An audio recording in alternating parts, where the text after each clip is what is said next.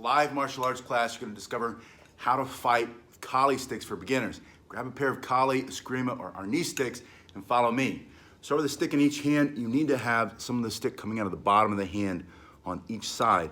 That allows you to trap later. You're going to pull their stick. You can peel it out of their hand. Maybe they've got a knife. Use that to peel that knife. You can also jab. You can strike with this backside. So always do this. Choke up a little bit. Think about maybe one hand width. I want you to warm up by pushing your sticks to the ground and then bringing them all the way back.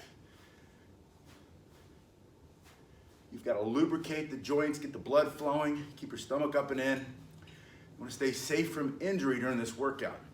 Now from here, split that motion. So one goes back at a time.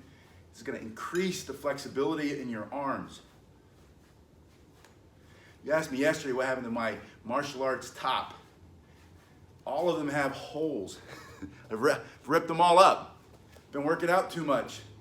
They're all real nice cotton, they're real soft, but they don't last long. They all have holes in all the seams. So I gotta sew them by hand. Get my old sewing kit out. That's what you do in tough times. You improvise, you keep going, keep training. All right, now you're gonna wrist roll, pushing down and pulling back. You twirl the stick here, you keep the hand closed, you're gonna drop the tip to the ground and start to spin it. Now I'm doing this outer orbital next to my body. If I extend my arm, it's not gonna move the same way. You asked me how to get more speed. Bring that hand in, get that elbow in closer to the body, and then you'll have more movement in your wrist. That's because your tendons are not fully stretched. Out here, they start to stretch more. Here, you've got more movement because your tendons can move more. Do one hand, put that down so you can focus on the other hand. When you're a beginner, you're learning Kali stick fighting for beginners, you have to allow yourself to isolate each hand, and then later you'll do them both at the same time.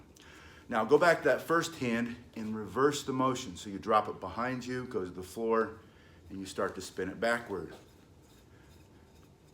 Again, you're just warming up, you're lubricating the joints, staying safe from injury in this workout, and your hand stays closed. When I go back, this opens, kind of lengthens my hand out there, right? This is closed, that's open a little bit. You don't want to squeeze so hard that the skin starts to change colors. You need some flexibility in your hand and your wrist, so you need to keep your fingers on it, keep your hand closed. It's still going to open a little like that, but it stays closed, and twist it backwards. Every martial art is ineffective in a street fight.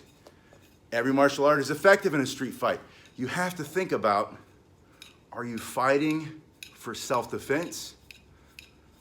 Then if it's for self-defense, if it's a street fight, that's what we're talking about. Think of principles over techniques. All martial arts have different techniques.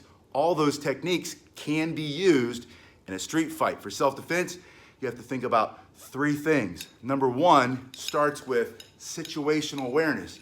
Don't get caught off guard. All right, now you're spinning both hands backward like this.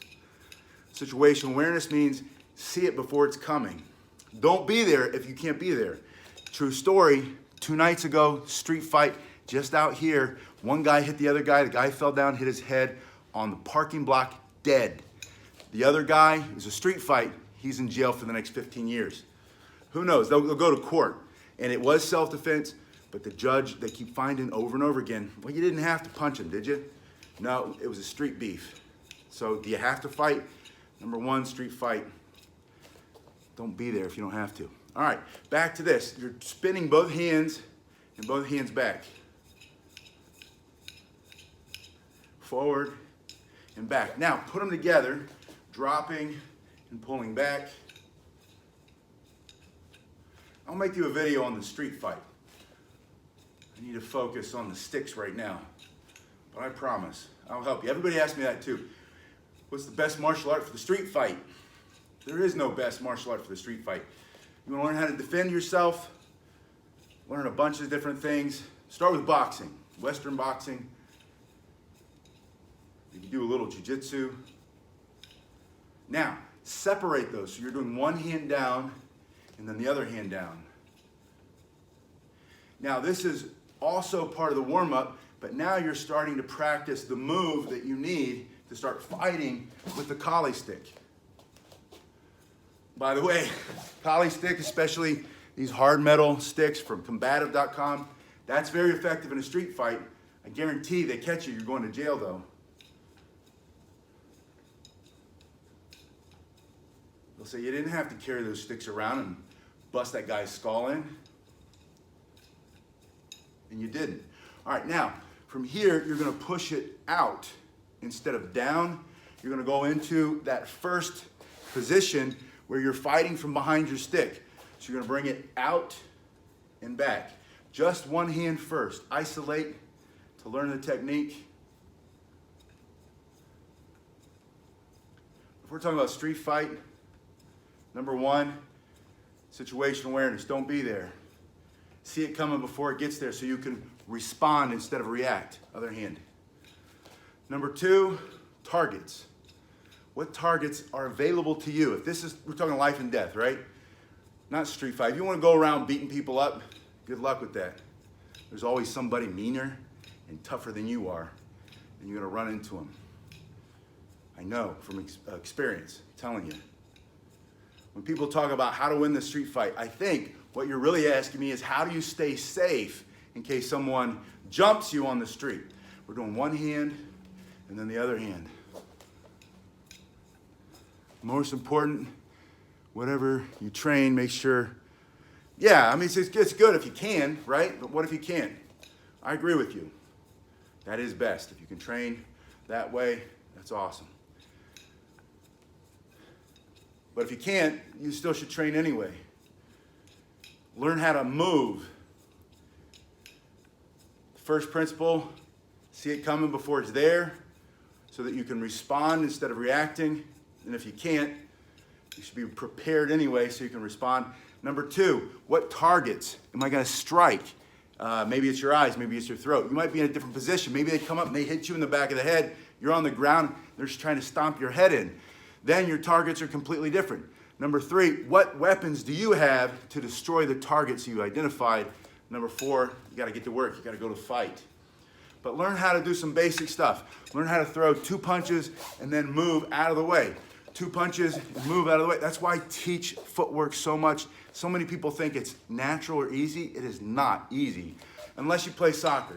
You play football, European football, what do they call it? You know, not American style. American style football too. But if you're an athlete, it's easy for you to move to the side.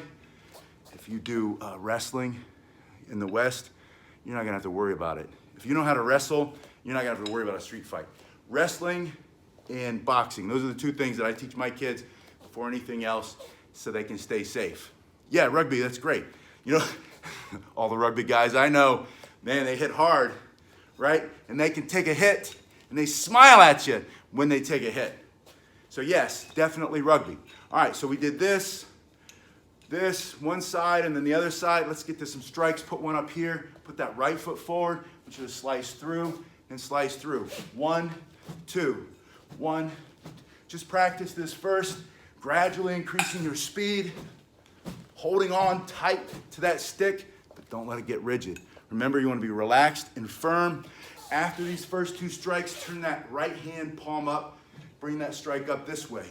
Now, there's a reason you turn the palm up. If you try to bring it up this way, it's going to peel that right out of the hands.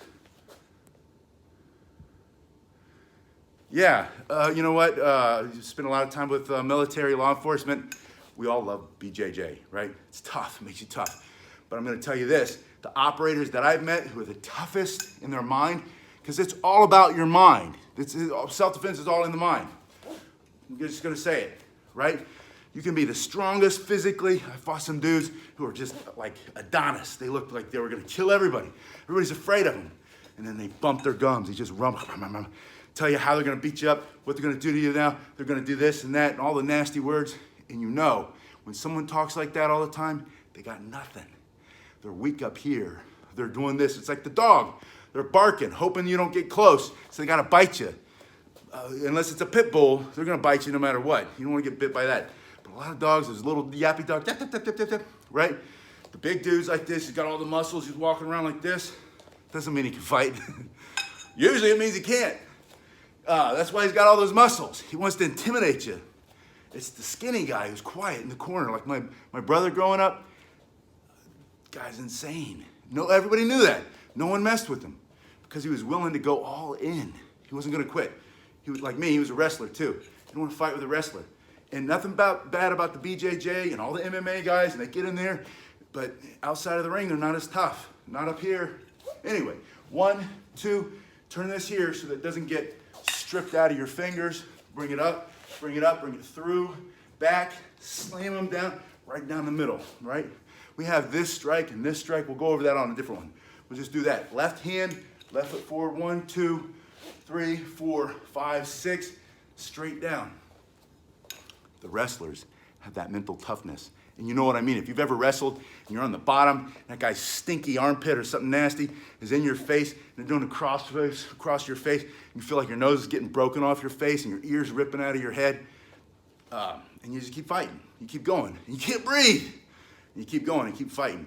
So it's that mental toughness that you need for self-defense. And again, I'm not advocating for the street fighting. I think if you street fight, like if that's your goal to go out and beat people up, you're an idiot. I'm just going to say that. Try to be kind about it, but I can't be kind.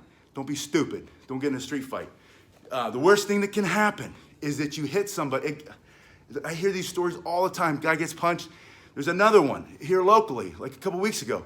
Guy just punched the guy and he died. When I was in the Marine Corps, some kid beat this other kid to death, and then he would try to kill himself because he couldn't live with it. And it was all stupid because they were drunk and they were just trying to see who was tougher. So if you can avoid it, avoid it. Don't get in a street fight for the sake of fighting. But if you're really talking about self-defense, learn how to move, how to be quick on your feet, how to throw a couple punches, get out of the way. And then common sense says, learn how to do a sprawl, just a basic sprawl. Look that up. The guy, learn how to not get taken down. The likelihood of you going toe-to-toe with a BJJ guy for self-defense, or a judo player, or I did judo, it was my first martial art. Like a wrestler, a high school wrestler, that's not what's gonna happen to you. If you're talking about a bunch of thugs who have a low self-esteem, no self-esteem, zero confidence, they're thugs, they got a drug problem, alcohol problem, or they just have they're walking around, especially now, everybody's out, it's got some high school kids walking around being stupid, and there's 4 or 5 of them, and they're gonna jump you, right? And that's what you're talking about. That's what you have to learn how to be able to move a little bit, bam, hit them hard, get out of the way. Most of them don't want to fight. That's why the 3 or 4 of them jump you at once. They want that safety in numbers because they're weak up here. You take a couple out, and I'm speaking from experience. I'm not saying that I walk around looking for it, but I've been in this situation, more than one person, in their head, it's called a pattern interrupt. In their head, they're used to threatening, but people cower and they get afraid, and that gives them some false confidence. And that's their pattern. They've done that too many times now. They're used to it. They know what it feels like. All of a sudden, you put your hands up and you're like, hey, man, I'll defend myself. It's my right. And you get in this flinch block, and then you hit them a couple times, get out of the way, hit the next guy, learn how to take, if they try to high school tackle you, and you do the sprawl, and you hit them a couple times, they're going to stop, and they're going to leave. You said you've been jumped before. You know what I'm talking about, right? It wasn't the BJJ. It was that you know how to fight instinctively. We were born kicking and screaming, coming out of mom's womb. You know how to fight. You already know how to do that. You just have to reconnect that and give yourself permission, become a little indignant. How dare you talk to me like that? You don't have to like me, but you can't call me a name. You don't have to like me, but you can't touch me. That's what we're talking about. All right, I gotta finish this up because I gotta go pick up the kids. So we have these strikes, 2, 3, 4, 5, 6, 7, and the other one, 1, 2, 3, 4, 5, 6, 7. Notice I'm switching feet to the stance. Don't worry about the stance too much. Put one foot in front of the other one. Right foot, 3, 4, 5, 6, 7. Left foot, 1, 2, 3, 4, 5, 6, 7. And then let's finish with the Sinawali. Right hand, shoulder. Left hand on the ribs. Same side of the body, strike, bring it over. It's like a V, up and down. Left hand and back. It's a V, up and back. Right hand and under. They're all V's, just pointed in different directions, right? Now I'm in the same position. This is the chamber. Get it nice and tight. Put that on the shoulder. Sticks are mostly parallel. V, back. See how they're both open? Under. V, back, under. They're all V's, but I want you to see this goes under. Put them on the ribs. Hit that a little bit, right? The calluses in your hands, they don't just like grow there unless you put some stuff in your hands. Dig in the dirt. Do some manual labor. Want to learn how to defend yourself? Get a little mentally tougher. Give yourself permission. It's hard today too, especially if you're a young guy or a young girl, but especially a young guy, especially if you live around here in the West. Everybody's telling you, become emotional, explore your feelings. Tell them how it makes you feel. No, you don't have to do all that. Yeah, a little bit of that's healthy, right? That's healthy. Learn how to speak up for yourself. Learn how to express yourself emotionally. But that's not how we're made. That's not the end of everything. You need to get that machine going. You need to do some push-ups, some squat jumps. You need to run as hard as you can until it feels like your heart's going to explode out of your chest. And then you have to get some sticks in your hand and start doing the Sinawali, right? 1, 2, 3, 4. And then you do it so much that you get a blister on every one of those hands. My hands don't blister as much. Why? The skin is too thick. Your hands will stop blistering when you do this a lot. 1, 2. Someone said pee on your blisters. I'm not saying do that. I think there's something about the salt. When I go in the ocean, salt water does help them heal faster. But you don't have to pee on your hands. That's nasty. All right. I digress. I just came back from my youth. I was digging with the post hole digger, putting in the fence. My dad was like 10 years old, I don't remember. I looked down at my hand. I wasn't gonna complain. I just looked at my hands because I'd never seen that many blisters before on each hand. All my hands were raw. And he walked over and he said, "You gotta pee on it, son. Don't be a candy." And then he said a bad word. I'm not gonna say that here. I'm not saying that's the right way to do it. It wasn't. But, because I wasn't even complaining. I was just saying, look, I got some blisters, right? I did. I know, it's nasty. I washed my hands since then. It was like 40 years ago, man. Come on. Cut me some slack. Anyway, speed that up. Start to turn a little bit. And then you go down on a knee. And then you go down on the other knee. And then if you can, you go down on your back. I did a lot of those squat jumps yesterday. I'm not going to go on my back. Might not get up. And then you keep going, 2 to 3 minutes. Wear yourself out. I'll see you on the next one. I'll try to stay focused. I love getting this feedback, though. I like to try to answer. Maybe we'll try a different format. Thanks so much for watching all this. I'll see you on the next one.